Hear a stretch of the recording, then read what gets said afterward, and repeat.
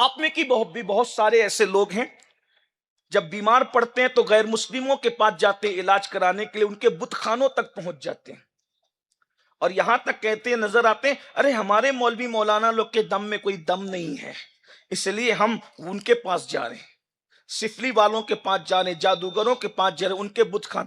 اب تو برقعے والوں کی قطاریں نظر آتی ہے بت خانوں کے دروازے پر۔ کتنے افسوس کی بات ہے، یہ بھی نفسانی خواہشات ہیں۔ تو بہرحال ہر دور میں لوگ نفس کے غلام رہے ہیں، ہر زمانے میں لوگ نفس کے غلام رہے ہیں۔ جب اس کتابی کو لوگوں نے دیکھا کہ اس کے دم میں اتنی طاقت ہے کہ لوگوں کو شفا مل جاتی، وہ لوگوں کے دلوں کے حالات بتا دیتا، ممکن ہے کوئی کافر بھی لوگوں کے دلوں کے حالات کو جان سکتا ہے، پوسیبل ہے، ممکن ہے۔ کوئی کافر بھی ہوا میں پرواز کر سکتا ہے، ممکن ہے۔ کوئی کافر بھی پانی پہ چل سکتا ہے، ممکن ہے۔ اس لیے کہ ریاضت اور مجاہدے انسان کو پہنچاتے ہیں، ورنہ غریب نواز کے مقابلے میں آنے والا کیا ہواؤں میں نہیں اڑ رہا تھا؟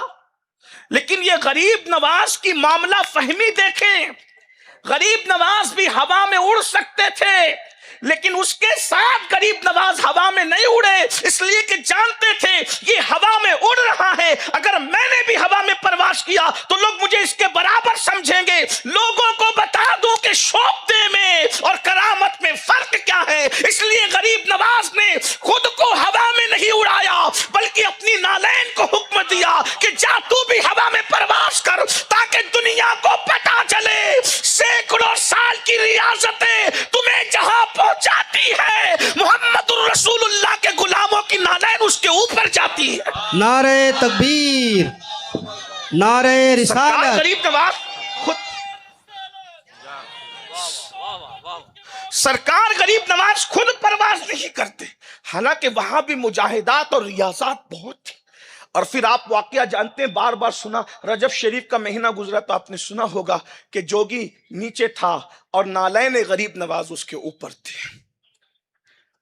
ایک بات اور بھی سمجھیں، لوگ کیا نبی کی برابری کا دعویٰ کرتے ہیں؟ نبی کے 14ویں نمبر کے بیٹے کی شان یہ ہے کہ ان کے کڑاؤں جوگی کے سر پہ پڑتے ہیں، اور کیا سر پہ جوتے پڑے تو اس کا دماغ ٹھکانے پر آ گیا ہے، اس کا دماغ، اور سیدھا غریب نواز کے قدموں میں آیا۔ اور غریب نواز کے قدموں میں کیا آیا؟ اللہ نے اس کو ہدایت عطا فرما دی۔ اب یہاں ایک بات اور عرض کر دوں، بہت دھیان سے سننے کی ہے۔ اس بات سے کوئی سنی اختلاف نہیں کرے گا، بولے گا سید نے صحیح کہا، ایسی بات ہے۔ سنی تو انکار نہیں کرے گا، ہمارے نوجوان بچے بھی انکار نہیں کریں گے، چھوکرے بھی انکار نہیں کریں گے، جن کو علم آتا ہو نہیں آتا ہو، تقویٰ، نہیں، یہ بات صحیح ہے کہ غریب نواز کی نالین جوگی کے سر پہ پڑی، اس کو ہدایت مل گئی، ایسا ہی ہے، کوئی انکار نہیں۔ جو بگڑے عقیدے والے، میں تو ان سے بات ہی نہیں کر رہا ہوں، کیونکہ میں اس وقت میں ان سے مخاطب نہیں ہوں، وہ میرے مخاطب اس وقت نہیں ہے، سنی میں ان سے مخاطب ہوں۔ غریب نواز کی نالین جوگی کے سر پہ پڑی تو اسے کلمہ نصیب ہو گیا، ہدایت مل گئی، اتنا سب مانتے ہیں۔ لیکن جو لڑکے یہ مانتے ہیں، ہمارے سب نہیں، بعض سنی لڑکوں نے یوٹیوب پر خدا جانے کیسے کیسے مقرروں کو سنا، پھر وہ یہ ماننے کے بعد یہ بھی کہتے ہیں کہ نبی کے صحابہ تو بگڑ گئے تھے۔ میں کہتا ہوں میرے عزیز، جب غریب نواز کی نالین کی تاثیر کا یہ عالم ہے کہ اگر جوگی کے سر پہ پڑے تو وہ سدھر جاتا ہے، تو مصطفیٰ جان رحمت نے جن کے سروں پہ ہاتھ رکھا ہو، کجا نالین غریب نواز اور کجا دستے مصطفیٰ، تو ذرا غور تو فرمائے، صحابہ کے بارے میں منہ کھولنے سے پہلے جوانوں کچھ تو سوچو۔ مگر آج ہم کتنے پرفتن دور سے گزر رہے ہیں کہ آج ہم لوگ صرف تقریر سننا چاہتے ہیں، یہ نہیں دیکھنا چاہتے کہ مقرر ہمیں ایمان دے گا یا ہمارا ایمان چھین لے گا، یہ ہمیں ہدایت کی طرف لے جائے گا یا یہ ہمیں گمراہی کے دلدل میں ڈال دے گا۔ یاد رکھنا، امام محمد ابن سیرین رحمت اللہ علیہ فرمایا کرتے تھے جن سے دین لے رہے ہو اس کا عقیدہ پہلے معلوم کر لو کہ اس کا عقیدہ کیا ہے. کہیں ایسا نہ ہو کہ دودھ کے اندر زہر ملا کر کے وہ تمہیں پلا دے. یاد رکھیے گلاس بھر کے دودھ میں چٹکی بھر کوئی زہر ڈال کے پلا دے تو تم اس دودھ پینے کے لیے تیار نہیں ہو. گھنٹے بھر کی تقریر میں اگر کوئی گمراہی کے 2 جملے کہہ دے گا تو بتائیے آپ کا ایمان چلا جائے گا. یاد رکھنا ہمارے لیے تقریر سننا فرض نہیں ہے, ہمارے لیے ایمان بچانا فرض ہے. میرے بھائیوں میں اپنے جوانوں سے یہاں سنی دعوت اسلامی کے اس منبر سے آپ کو عرض کرنا چاہتا ہوں, صحابہ کرام کی وہ ہستیاں ہیں میرے بھائی جن کی غلطیوں کو معاذ اللہ تم جو ہے وہ لوگوں کے سامنے بیان کرتے ہو.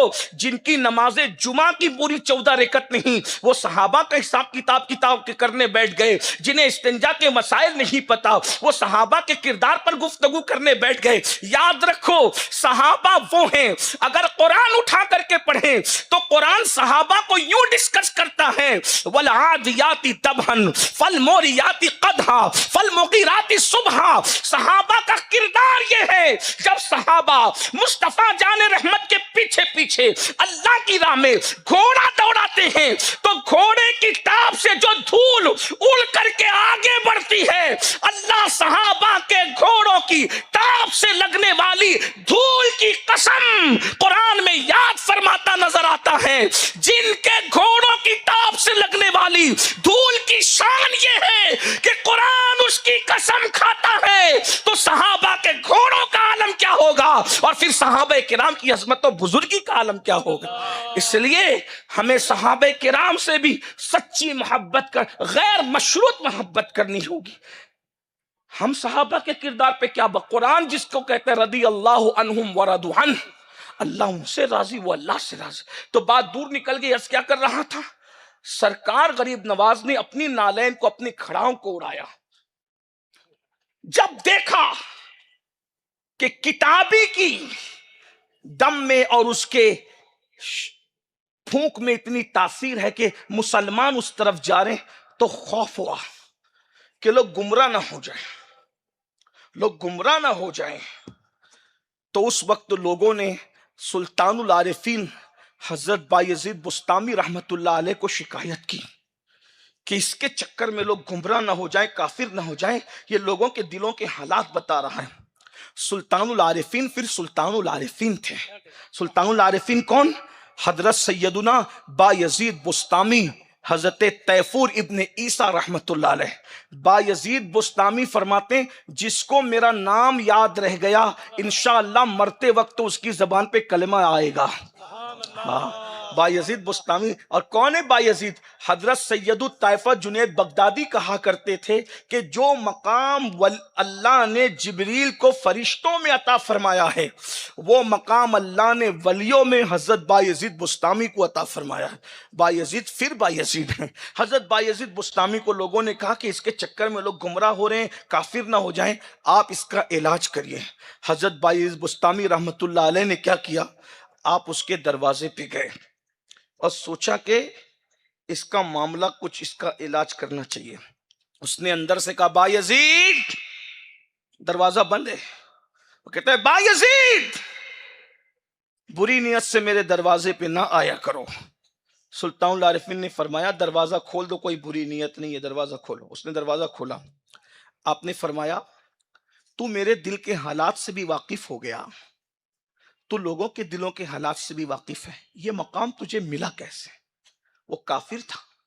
اس نے کہا آپ اللہ کے ولی, سچی بات بتاؤں کیا؟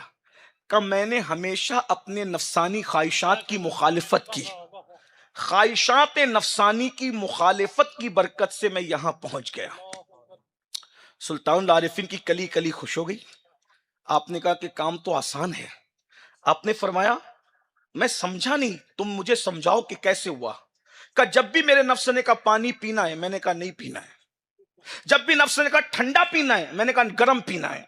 جب بھی نفس نے کہا سونا ہے, میں نے کہا نہیں سونا ہے. ہر وقت نفس کہتا رہا, میں اس کے الٹ کرتا رہا, حتیٰ کہ میں نے اپنے نفس کو کچل دیا اور مجھے یہ مقام مل گیا. حضرت بایزید بسطامی کہتے ہیں پھر ایک بات تم سے کہوں. کہ کہو. تم کلمہ پڑھو اور مسلمان ہو جاؤ.